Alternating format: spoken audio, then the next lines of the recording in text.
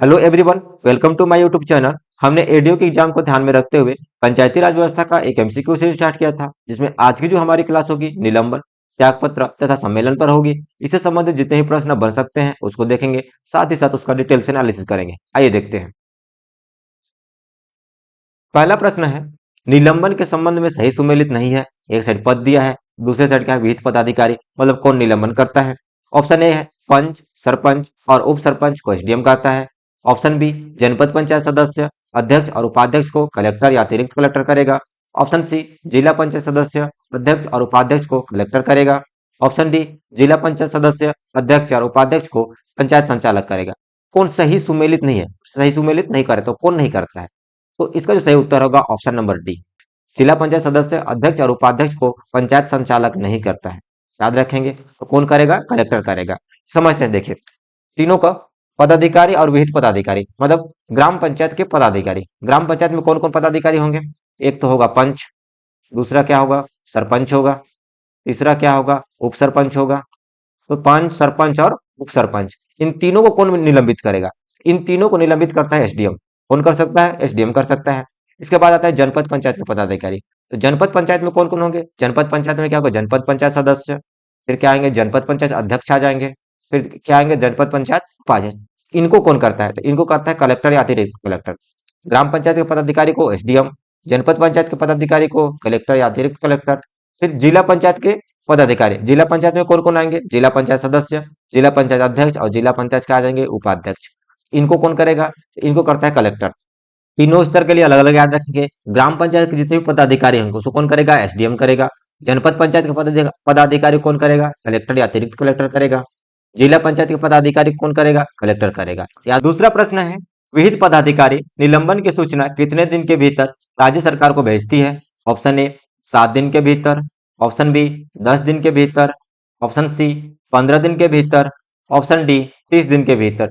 तो कितने दिन के भीतर राज्य सरकार को सूचना भेजती है, इसका सही उत्तर होगा ऑप्शन नंबर बी, 10 दिन के भीतर। तो देखिए समझते हैं, मान लीजिए एक सरपंच है, सरपंच है, तो सरपंच को कौन निलंबित करेगा, एसडीएम करेगा, एसडीएम करेगा। और एसडीएम जो है इसकी सूचना किसको देगा, राज्य सरकार को। तो कितने दिन के भीतर देगा, 10 दिन के भीतर देगा। याद रखेंगे, यदि सरपंच को एसडीएम निलंबित कर रहा है तो उसकी सूचना 10 दिन के भीतर किसको भेजेगा, राज्य सरकार को भेजेगा। यदि राज्य सरकार इसको 30 दिन के अंदर पुष्टि नहीं करता है, इस निलंबन का 30 दिन के अंदर क्या नहीं करता है, पुष्टि नहीं करता है, तो निलंबन को क्या माना जाएगा, निष्प्रभावी। निलंबन को करने के लिए 30 दिन के भीतर राज्य सरकार को क्या देना पड़ेगा, पुष्टि करना पड़ता है। तीसरा प्रश्न है, त्यागपत्र के संबंध में सही सुमेलित नहीं है। ऑप्शन ए, सरपंच और उप सरपंच एसडीएम को देते हैं।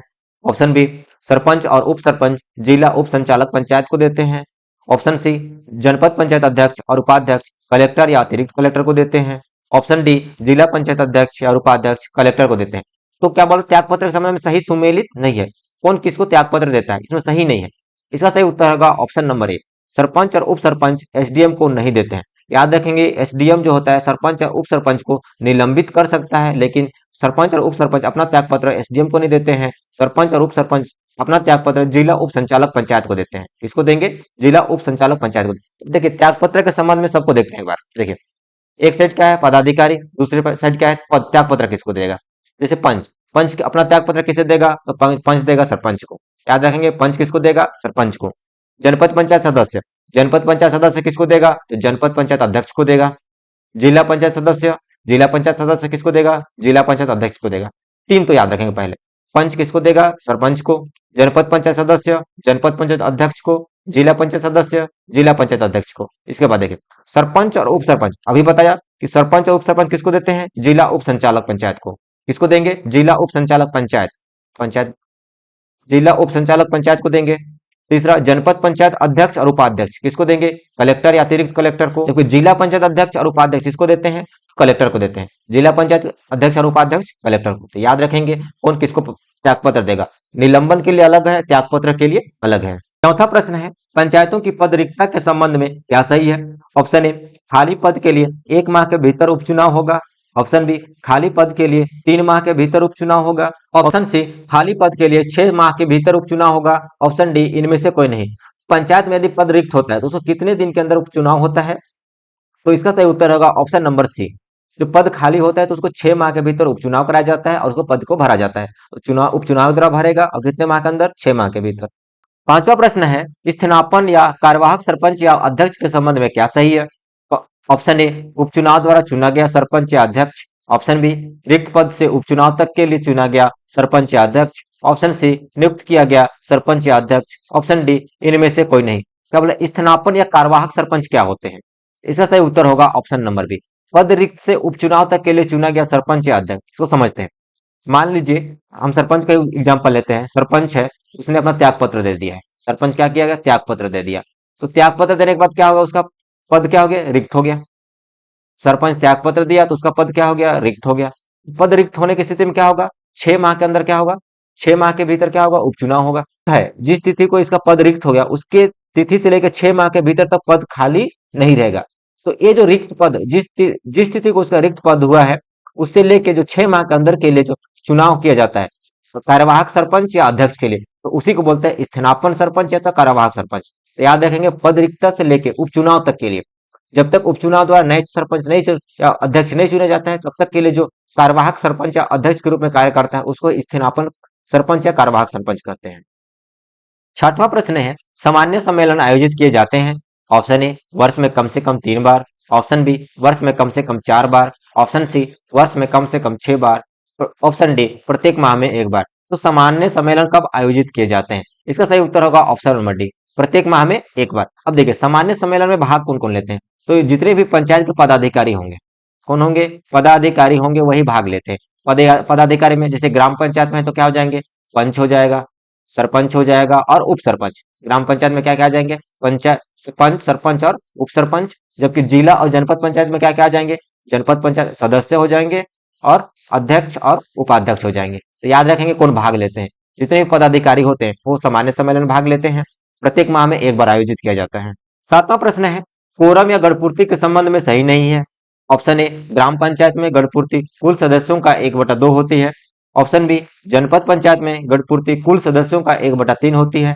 ऑप्शन सी, जिला पंचायत में गणपूर्ति कुल सदस्यों का 1/3 होती है। ऑप्शन डी, जिला पंचायत में गणपूर्ति कुल सदस्यों का 1/6 होती है। तो क्या सही नहीं है? इसे नहीं पूछ रहा है।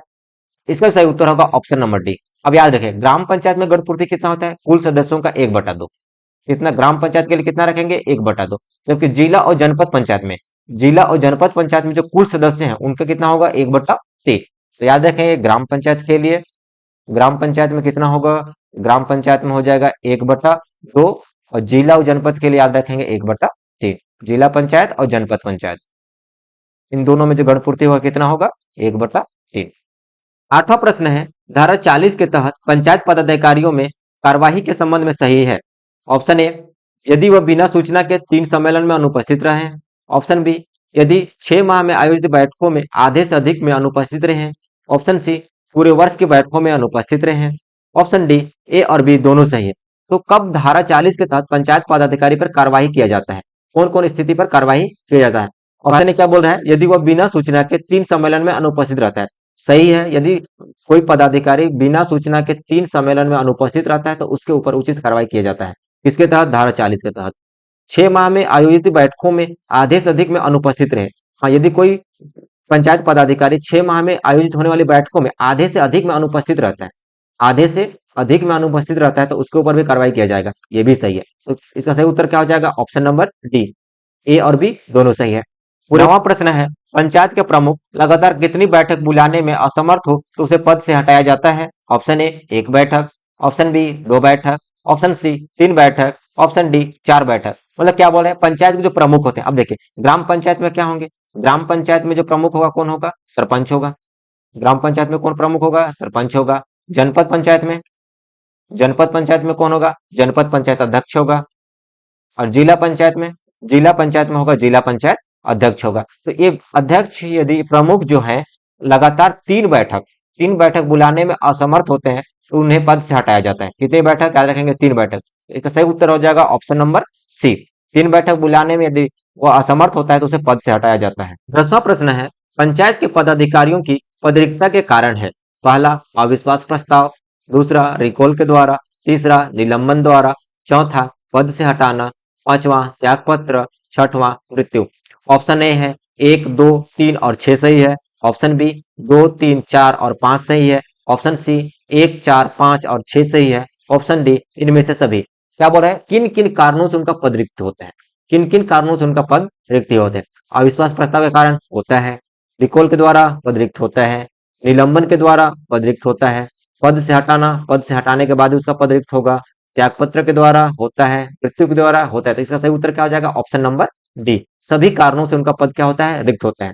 आज की क्लास हम यही समाप्त कर रहे हैं। यदि क्लास अच्छा लगा हो तो चैनल सब्सक्राइब कर लीजिए तथा बेल आइकन प्रेस कर लीजिए ताकि आगे आने वाली क्लास की नोटिफिकेशन आप तक पहुंच सके।